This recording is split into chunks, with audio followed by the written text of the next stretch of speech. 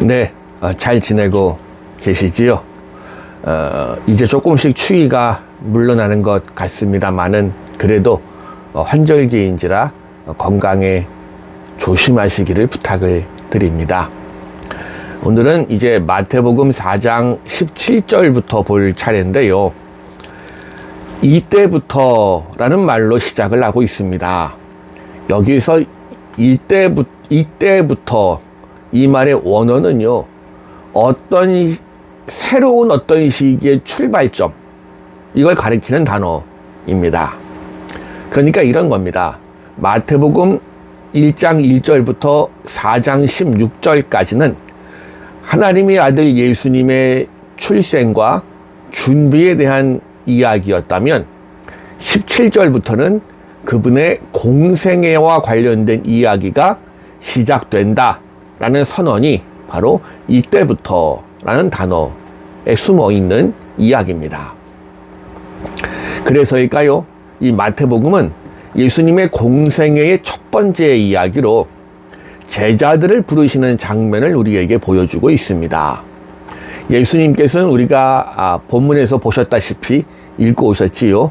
본문에서 보셨다시피 갈릴리 호숫가에서 두 명의 형제가 아니고 두 명의 형제를 두 번, 이 이야기입니다.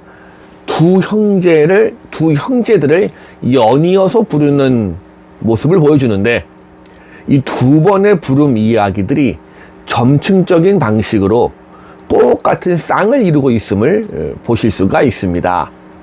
18절에서는 베드로라 하는 시몬과 그 형제 안드레를, 그리고 21절에서는 세베대의 아들 야고보와 그 형제 요한을 부르십니다. 자, 본문을 하나씩 조금 자세히 들여다보도록 하겠습니다.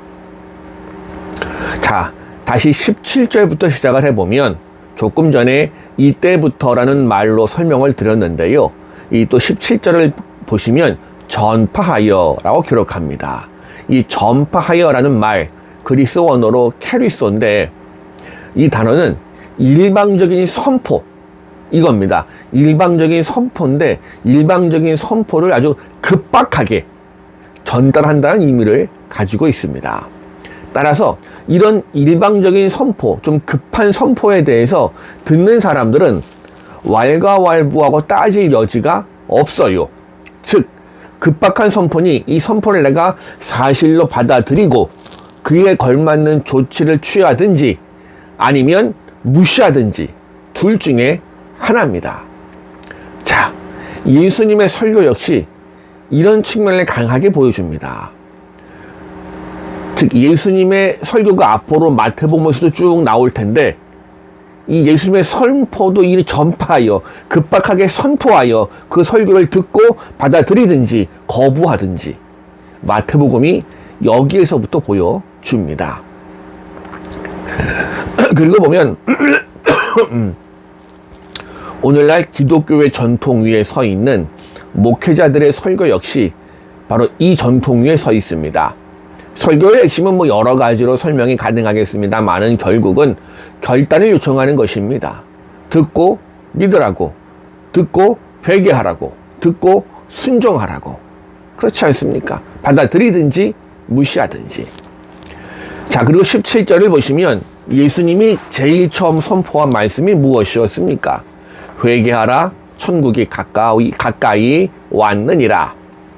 예전 영상에서도 제가 한번 먼저 말씀을 드린 것으로 기억을 하는데요. 지금 읽고 있는 이 마태복음에 따르면 예수님과 세례 요한의 외침이, 첫 번째 외침이 동일합니다. 회개하라, 천국이 가까이 왔느니라. 우리 번역도 동일합니다. 원문도 동일합니다. 그런데 동일한 문장이지만 문장에 쓰인 단어의 용법에 차이가 있습니다. 이건 가까이 왔느니라에 대한 해석의 차이입니다. 이 단어의 원어는 엔카켄이라고 되어져 있습니다. 그리고 완료형으로 되어 있어요. 이렇게 되면 이 문장을 읽을 때 사람들은 두 가지로 해석이 가능해집니다. 하나는 이제 다가왔다, 말 그대로 가까이 왔다, 임박했다, 자, 그런데 완료형이기도 하니까 왔다. 이것도 가능합니다. 자, 이 이야기를 왜 하는가 하면 세례 요한은 가까이 왔다, 임박했다라는 뜻으로 이 문장을 쓰고 있었습니다. 근데 예수님은 왔다, 내 안에서 이미 시작되었다, 이런 의미로 사용을 하고 있는 겁니다. 세례 요한은 이제 하나님의 심판이 임박했다는 뜻으로 사용을 했다면, 예수님은 당신의 사역 안에서 이 하나님의 종말론적인 다스림이 이미 시작되었다라고 말씀하시는 겁니다. 또 이렇게 예수님 안에서 천국은 시작되었지만 종말의 끝은 아직 다가오지는 않은 겁니다. 자, 이게 우리가 흔히 말합니다. 세상 살다가 험한 꼴 보시면 아휴, 말세야 말세. 자, 근데 맞는 말입니다. 말세, 마지막 때 맞잖아요. 예수님 안에서 마지막 때 종말은 이미 시작이 되었습니다. 그런데 그 종말의 완성은 예수님 다시 오실 때 이루어지겠지요. 그러나 믿는 사람들은 이렇게 주님 안에서 시작된 하나님의 나라를, 그분의 다스림을 미리 경험하며 살아가는 겁니다. 천국, 이 하나님 나라에 대한 이 아람어는 어떤 공간의 의미라기보단 통치의 의미가 더 큽니다. 가끔 말씀드린 적이 있는 것 같습니다. 하나님의 나라는 누가 다스리느냐? 하나님이 다스리는 나라. 이 땅에 하나님이 다스리지 않는 나라가 있냐? 없다. 그렇지 않습니까? 이렇게 본다면 하나님의 나라가 가까이 왔다는 건 하나님이 직접 다스린 때가 되었다는 뜻으로 보는 게 맞아요. 그러니 천국은요, 우리가 죽어서나 가는 것이 아니고 믿음 안에서 이곳에서부터 체험하며 살 수 있는 실체적인 것이어야 하는 겁니다. 그리고 이 선언은 유대인들에겐 말 그대로 복음입니다. 왜냐하면 유대인들은 과거 솔로몬 왕 이후에 남북 왕조로 분열된 이후에 수많은 역사의 비극을 겪어오면서 하나님이 더 이상 그들을 다스리지 않는다라고 생각을 했거든요. 그리고 그저 간접적으로 간혹 하나님은 역사하시는 정도, 이렇게만 여겼습니다. 그러다가 언젠가 마지막 때가 오면, 결정적인 그때가 오면, 메시아가 오면 그때부터는 비로소 하나님이 직접 다스리는 그분의 나라가 이루어진다 여겼습니다. 그런데 예수님이 선포하시네요.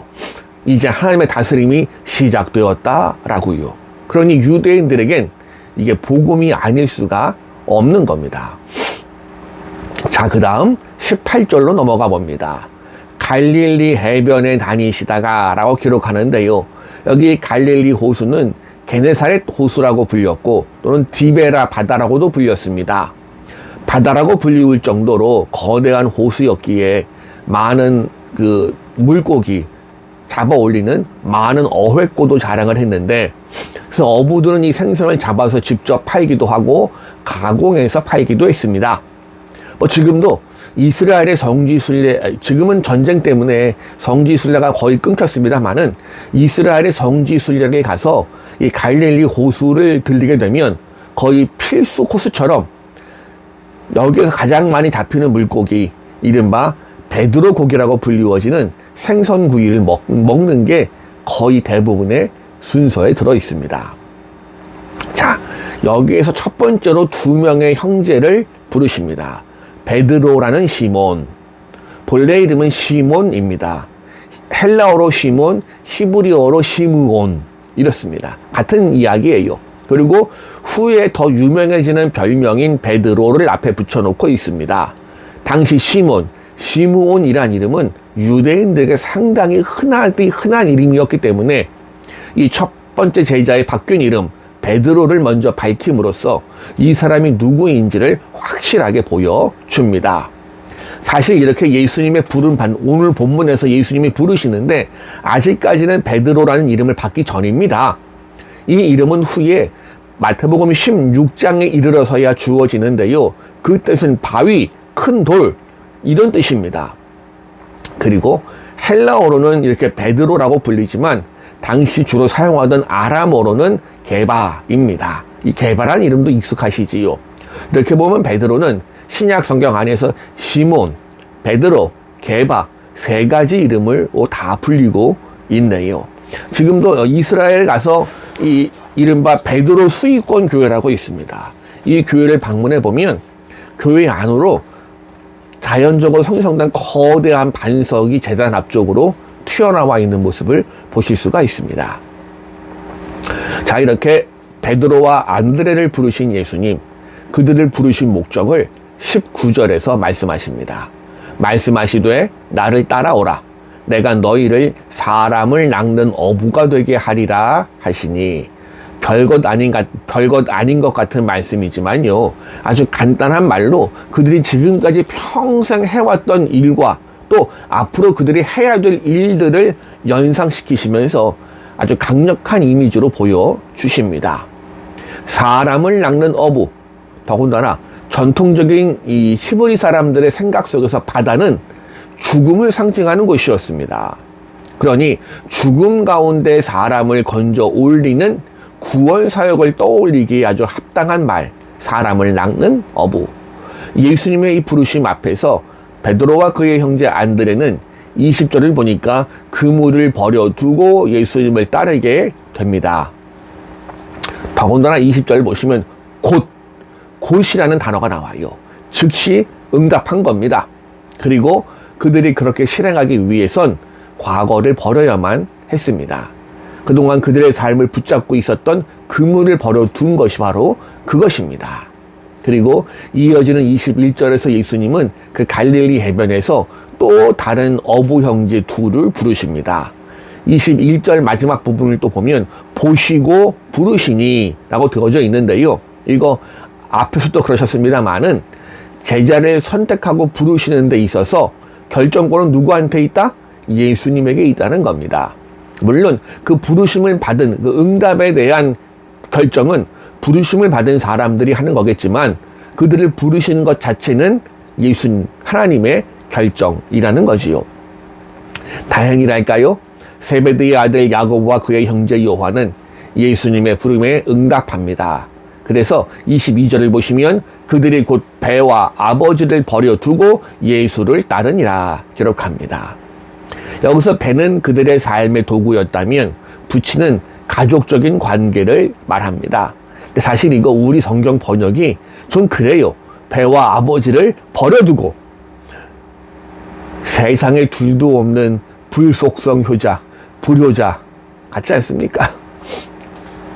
이 버려두고라고 번역된 아피에미는 단순합니다. 두고 떠난다입니다. 근데 이걸 버려두고라고 번역을 하다 보니까 그래서 표준세 번역엔 이걸 이렇게 번역합니다. 그들은 곧 배와 자기들의 아버지를 놓아두고 예수를 따라갔다. 좀 점잖게 번역하지. 그렇지요? 어쨌든 배와 아버지를 뒤로 하고 예수님을 따라갑니다. 그래요. 전임 제자, 전임 사역자가 되기 위해서는 가족적인 유대 관계를 단절해야 한다는 의미가 들어있기도 합니다. 그러나 오해가 없기를 원합니다. 이게 부모에 대한 공경의 의무를 역행하라는 이야기가 아닙니다. 단지 더 중요한 어떤 일이 요구될 때 무엇을 먼저 할 것이냐, 우선순위에 있어서 신약 성경은 그것은 하나님이다 라고 우선순위가 하나님임을 분명히 보여주는 것뿐입니다. 자, 이렇게 오늘은 예수님의 공생애의 시작을 알리는 그분의 선포와 제자들을 부르시는 장면을 잠깐 보았습니다. 그래요. 그분은 당신 안에서 마지막 때가 이미 시작되었음을 알려주셨습니다. 우리는 지금 마지막 때를 살아가고 있는 것이고요. 주님 다시 오실 날을 소망하면서 이 땅에서의 삶을 온전히 꾸려가야 할 줄로 믿습니다. 어떻게요? 주님의 제자로서 죽어가는 이들을 살리는 복음의 손길로, 선교의 사명으로 나아가야 할 줄로 믿습니다. 그것이 예수님께서 제자들을 부르신 가장 중요한 목적이었습니다. 또한 무엇보다도 하나님 그분이 우리의 가장 우선순위가 되어 주시기를 소망합니다. 우리의 삶의 구체적인 모습도 복음을 살아내는 모습으로 드러나게 되어지기를 주님의 이름으로 부탁을 드립니다. 감사합니다.